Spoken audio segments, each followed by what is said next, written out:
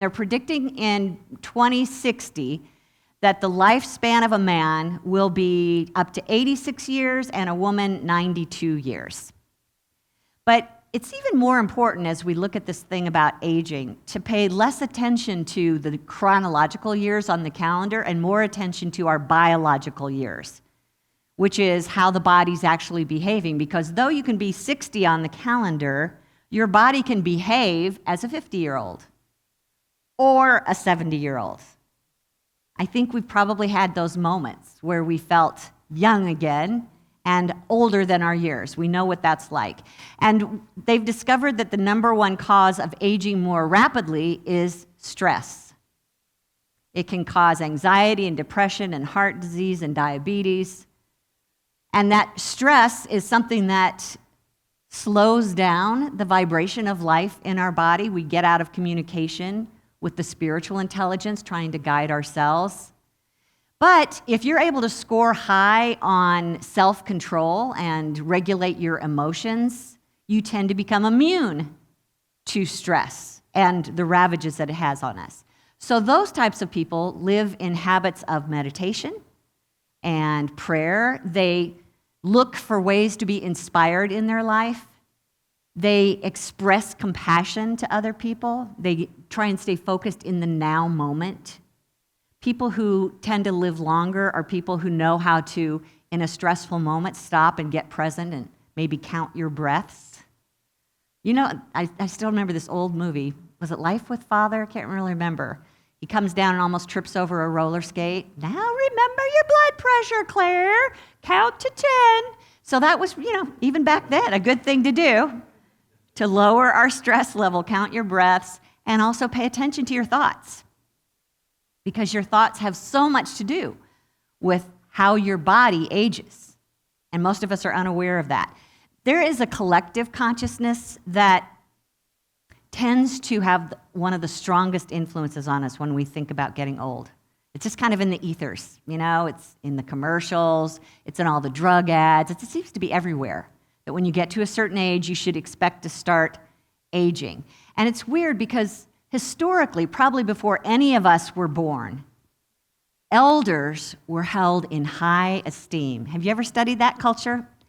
Elders were held in high esteem. They were seen as leaders and judges and instructors and sages. And then when we got into the Industrial Revolution, and the technology age, it seems that elders just became old people who were out of touch, and they became disempowered, really, by society. Now, I have to say that in these last decades, you've seen people living longer due mostly to what? Science? Yes. They've got better drugs now. So we do tend to live longer, and so people are retiring at a later age, right? But for the most part, I would say that the collective consciousness still sees aging beyond 65, let's say, since that's what Social Security kind of says is the day, the year that you start becoming that old thing. I'm just saying. It seems to be dominating the collective consciousness. And all the while, the years are really not our problem. Our main problem with aging has to do with our belief about our years, our view of what getting old means. So if you were to ask the mainstream how to describe, that senior person past 65, they'd say gray, wrinkled, feeble, dementia, slow, out of touch, closed-minded, set in their ways. Does any of that sound familiar? And I got to say, even for ourselves, we tend to look at our future in similar ways where our functionality and our health will start to diminish, and we start to imagine ourselves living a lonely life or an inactive life, losing our purpose. For those of us who spend a good portion of our life with a career, we let that determine our identity. And so when you step out of that, you wonder, what is there left to live for? Or you've been parenting children who have now grown, moved on, had their own children, are more focused on themselves. What is our purpose at some point? I think all of us have probably had those types of concerns. And I would say that no matter what the concern is, they tend to fall under a couple of categories. One is fearing how our quality of life will be reduced, and also just fearing that our life will come to an end. And the commonality in those two fears is the word life. So that's where I want to start today in our series on aging with spirit, aging as a spiritual being, and looking just at that perception and that principle of what life really is. If you look at life, it can tend to be, have a lot of different definitions. We talk about, the quality of life. We also talk about the life in our bodies. So we're going to look also at our spiritual life and how it's involved. But if we begin with the physical life in the body, which is the thing that we're trying to protect and to strengthen and to lengthen, I want you to first of all see it not as a thing, as a noun, but life is actually a process. It would be hard for you to take life out of the body and say, here, this is what it looks like, right? It's microscopic, if you were going to see its activity, but it's activity, really. The power of life in the body is creating, it's renewing, it's transforming, it's activating and animating. And it starts, we think life begins in the cells, but the cells are made up of action too. The cells have all those little teeny tiny atoms and subatomic particles, and they're all swirling around in there, but under the microscope, they look like mostly space, 99.9% space. As a matter of fact, they define the atom as just information and energy. Where's the matter in that? So technically, our body is mostly space, and this is where spirit comes in. When we say, how does this non-stuff form life or form a body, we have to look, too, at the spiritual life that's inherent in all that space, that I think is that space. And that spiritual life is what I think the book of Acts is talking about when it says, in God we live and move and have our being. Just, you know what? If that were the only thing that you learned from this whole series, let that be something that you keep in mind.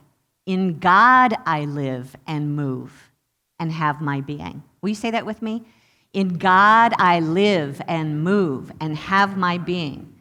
And Paul wrote to the Corinthians too. One of the things he said was, don't lose heart. Even though our outer nature is wasting away, our inner nature is being renewed day by day. The inner nature is that presence of divine life in us. It is forever and eternal.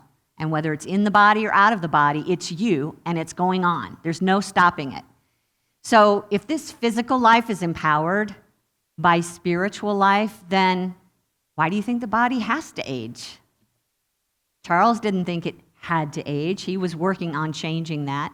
But there's other people as well. I came across an article years ago.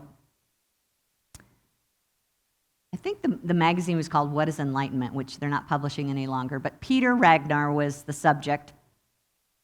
And he wouldn't tell us his age. He felt like that was like using a weapon against ourselves to keep track of your age.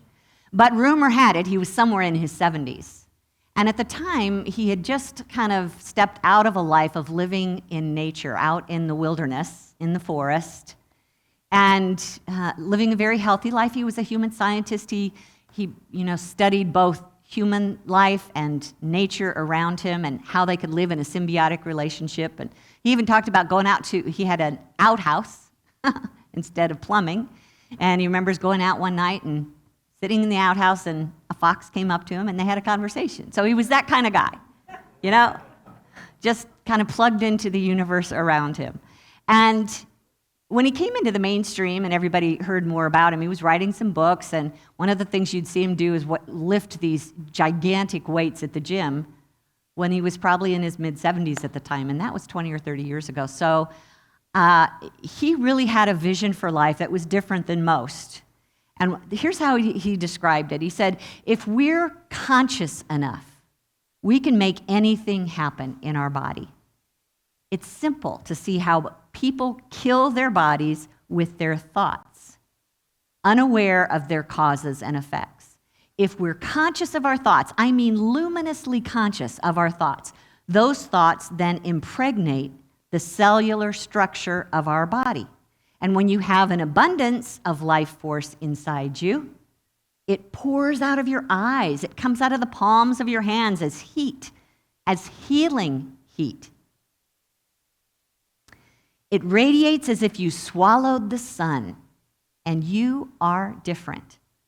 Now, with that type of dynamic and powerful energy inside of you, how can you die? I noticed that his website, he's pretty much said, my wife and I have decided that we're ready to kind of disengage from society and go back into some quiet solitude. So you can't really track him down anymore to see what he's up to. But I'd like to think he's still out there talking to the foxes and sending out light. I also met a man by the name of Ken when I was in seminary. And he came into our class one day to tell us that he died. He had multiple sclerosis. His body came to the point where he couldn't move, he couldn't speak, he couldn't swallow. He finally left his body and realized that body was not him. It never was him. That all the time that he was having those experiences of MS, he was actually a light being, and he was able to see his light being, see loved ones around him that were beings of light. And when he understood that, he realized he could be that light being while in the body. So he was given a choice, and he chose to come back. He came back, and although he wasn't completely healed when he got into the body, hardly at all, there was enough there for him to hang on to. And what did he do? He used his thoughts and his memory to visualize himself as he knew he was. He started to bring his light body forward until it began to renew the physical body, until he was now standing in our classroom telling us his story, functioning, has a job. So when we start to realize that our physical life is never separate from our spiritual life, that is what we want to keep our attention on, is the spirit within us, that which is eternal, that which is continually revealing the fullness of God in us. And there's more to this life than just the physical part that's shining in our bodies. There's also how we live life, how we see life. It's the quality of how we're living. And this happens moment by moment in our experiences. Just think about the last week that you've had. What was your experience of life? I had the joy of officiating at a wedding yesterday. Actually, it was the daughter of our drummer, Mark, which is why he's not here today. And I do everything I can to help the bride and groom be conscious to this experience that's happening right now, because otherwise we tend to leave our body in a big situation like that, right? So just before he and I walked together down the aisle, we did not get married. It was before the wedding. So yeah, he and I walked. I didn't run off with the groom. We walked down the aisle. I turned to him and I said, I dare you to be present in the moment. And as we walked down the aisle, I said, do you know any of these people? Look at them. Who do you see? Who do you know? Oh, I know all of them. He said, yeah. And then we got up front, and I continued to encourage them both to just kind of be here and now.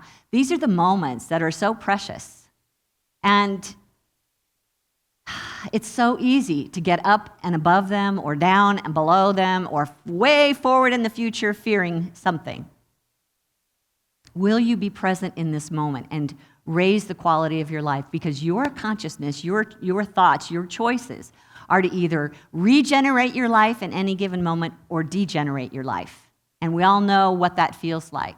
We regenerate it when we encourage ourselves, when we speak of the strength that we have within us, when we use our faith to look beyond the circumstances. And we degenerate it when we criticize ourselves, when we predict the worst for our future, when we live in fear of the future.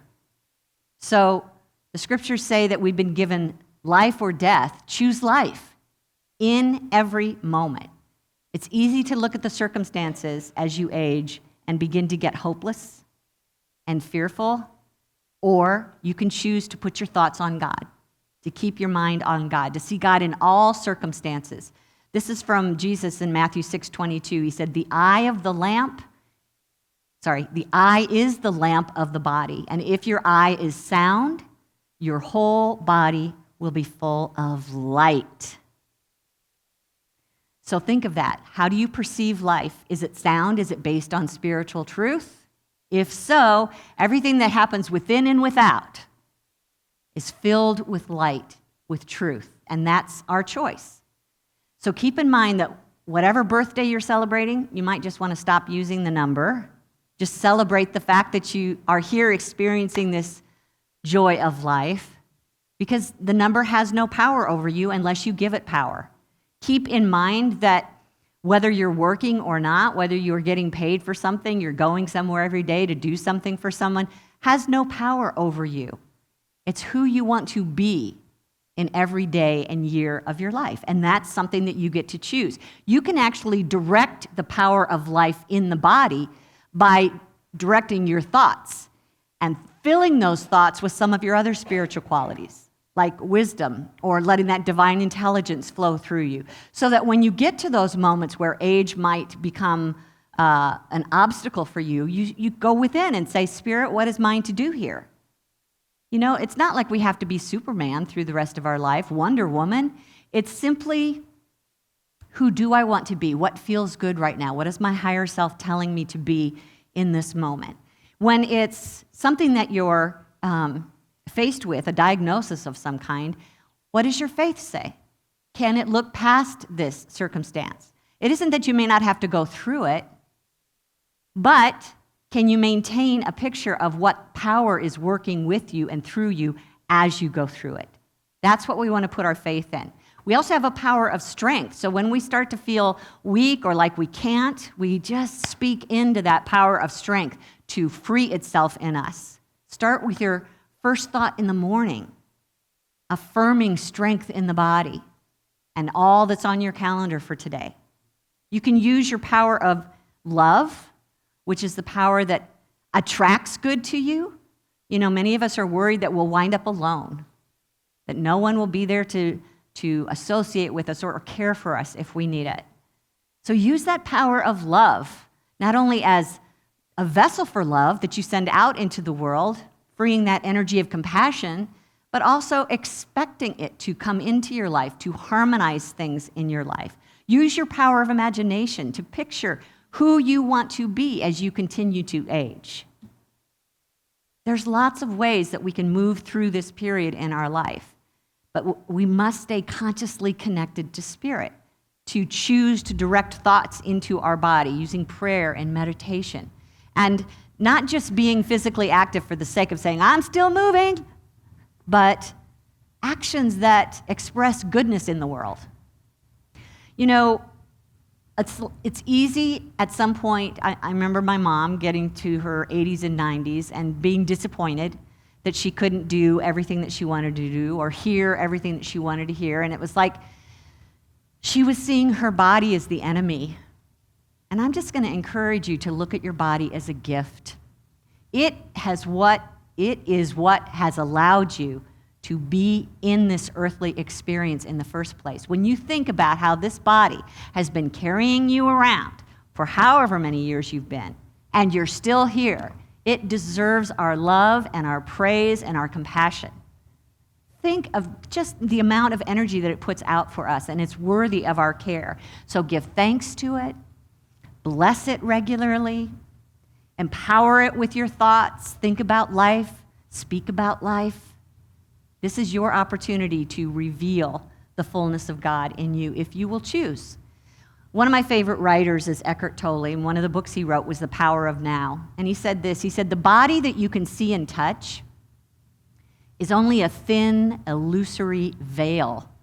Underneath it lies the invisible inner body, the doorway into being, into life unmanifested. Through the inner body, you are inseparably connected to this unmanifested one life, birthless, deathless, eternally present.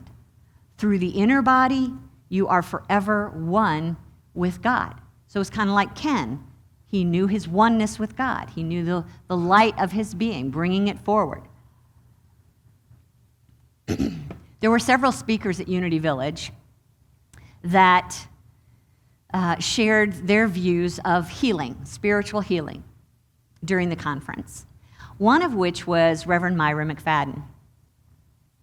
And Myra had a grown daughter who kept nudging her and finally insisting that she go get a colonoscopy. She had no need to, no desire to, but she went for her daughter and found out she had colon cancer, pretty severe.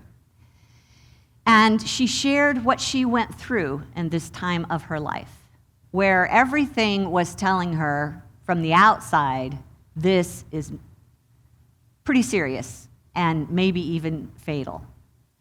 And the way that she went through this process was so inspiring. And I had a couple of friends here from Unity that I'm going to ask to come up and share their thoughts. Kim Char, would you come? And Melinda, would you come? And just share a little bit about what you took away from what Myra shared. Here's a microphone. Oh, look, I've got more than one. Try that one. Is it on?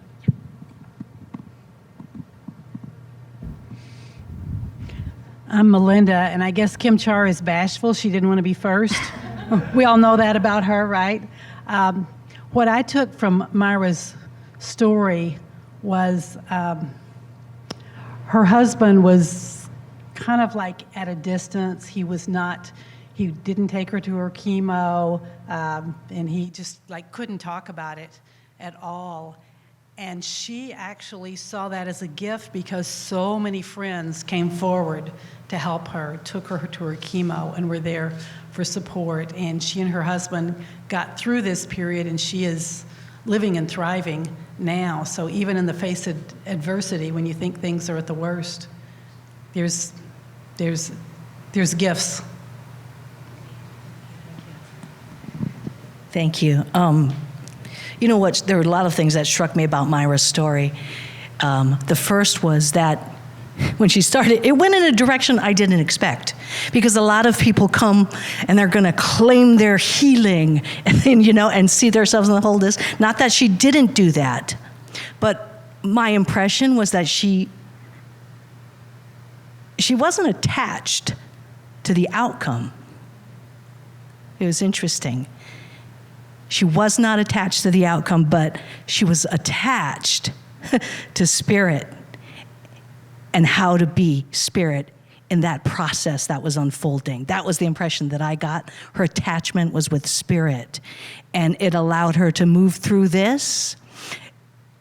And I think she used the words moment by moment, making a choice to be spirit in this moment and all that entails.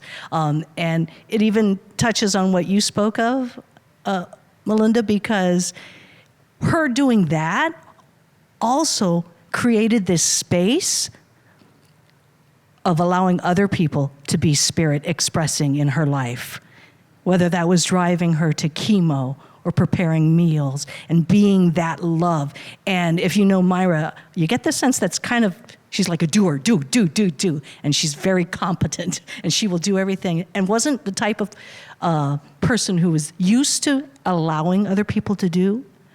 But as she allowed herself to be spirit and express as spirit, it put her in a space of allowing other people to be spirit and express as spirit. So it's this beautiful kind of chain of love.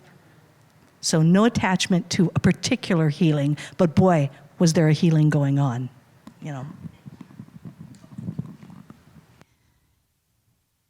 And I think that was the thing that struck me most, was her non-resistance to this and the non-attachment to the outcome, which allowed her to move through it with whether she lives or dies. She was at peace with that. And boy, I think that is so important to hear, because the less we resist the aging process, the more we remain in alignment with our higher self. As soon as we start pushing back about how old we are, our vibration goes down and we disconnect from that spiritual presence of life and its intelligence that's seeking to keep us vibrant and alive. I'm of the personal belief, not that we're going to live forever, but that we're here as long as our spirit is needing to be here. And when it's completed its work, young or old, the Spirit, I think, has the final say about leaving, for the most part. You can, come and see me in the afterlife and tell me whether I was right or wrong about that.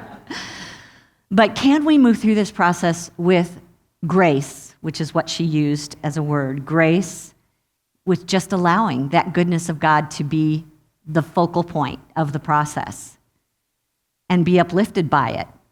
So we have the opportunity to renew. We don't have to focus on surviving or dying. We actually want to be in that middle section, which is living in the present moment and taking from life and giving to life what it has for us. So will you choose life or death? Will you choose power or weakness during this time of our life, which we will all face at some point? Just keep in mind that Jesus said, I've come that you might have life and have it abundantly. And how that expresses is up to us. I choose life by praising it, by giving thanks to my body and to the ability to live and interact, to grow and to learn. Because everything about life is for the benefit of our soul. And the question is, will we let it be all that it wants to be in us? Something that I probably read on a greeting card one day and copied down up here on the screen.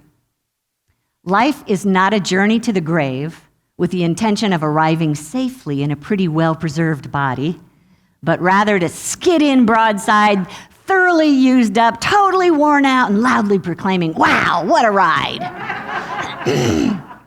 Doesn't that sound like fun? You're in charge of that. You are in charge of that. We have lots of things to talk about in this message series. We're going to talk about the problems that many of us face when we move into the aging, the end of life, health and finances and loneliness and how active we can be, what our identity is. So I hope you'll stay with me in this journey, no matter what your age is, because at some point we face it. And actually, if we learn now in our 20s and 30s how to go through that process, everything that leads up to that last phase of life can be created as a habit in you now, and that is a gift. So let's take some time in the quiet and see if we can't connect with some spiritual thought. Let's take a deep breath and release.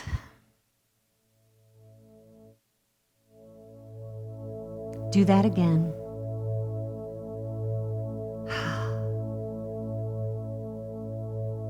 And realize you are breathing the breath of life. Truly, life is breathing you. Take a moment to just marvel at the breath of life that keeps moving through you.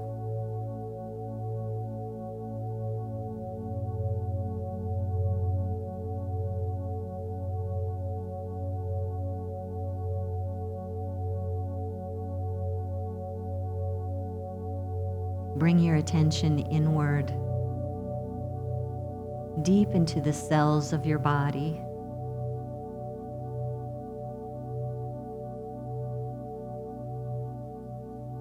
And behold light.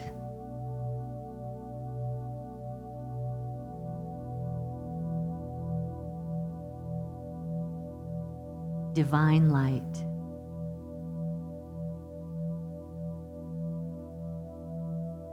A light that speaks to the intelligence of your cells.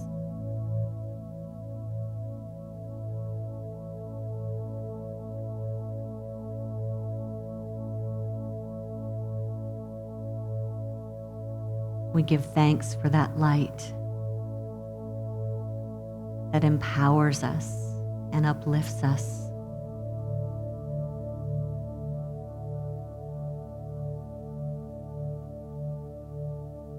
We feel that light rising, moving from the inner darkness to the outer expression.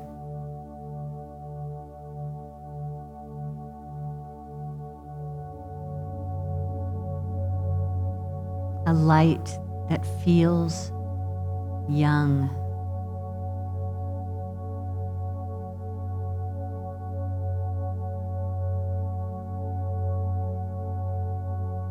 A light that is empowered by love.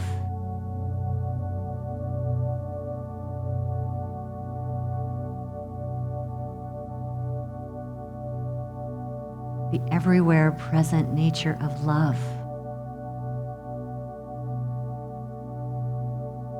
That draws your good to you.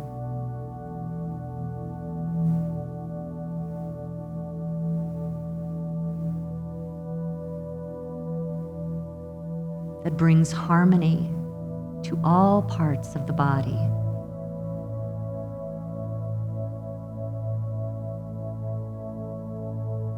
I'm grateful for this love, and I am this love.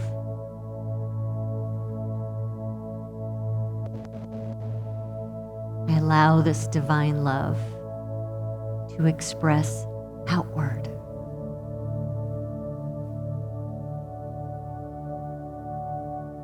This loving light is shining through my face, pouring out from my heart, visible in my eyes.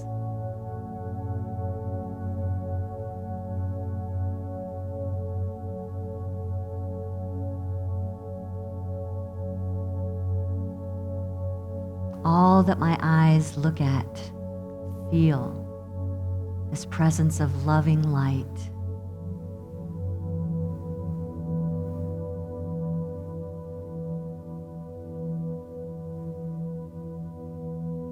And I am one with all the love of this universe.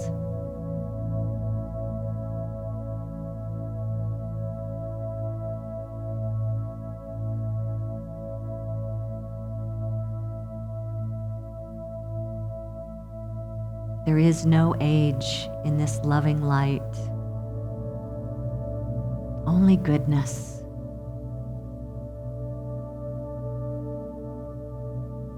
Only well-being.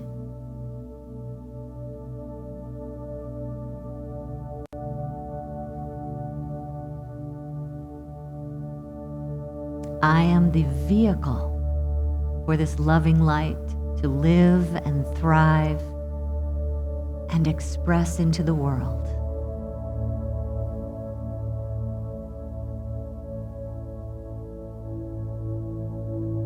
My life is God life, never separate. My life is God life, always whole.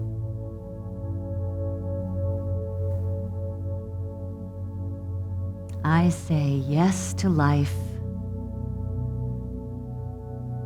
yes to love,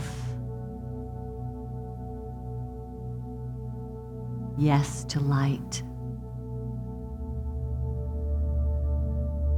I am a forever being. Life never ends for me.